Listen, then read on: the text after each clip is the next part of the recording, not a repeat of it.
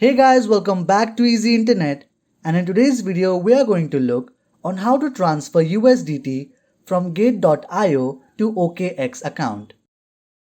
First, open up OKX and click here on USDT, then click here on Receive, then copy the wallet address by clicking here. Now open up Gate.io and click here on Assets and click on Spot. On the search bar here, search for USDT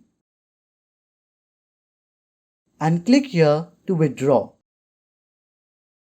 Paste the copied address here. Under Network, select Ethereum network as the USDT on OKX is on the Ethereum network. So make sure you select the ETH network.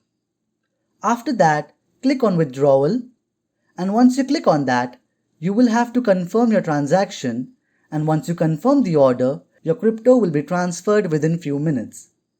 I hope this video has helped you. Do like, share and subscribe to Easy Internet for more such videos. Thanks for watching.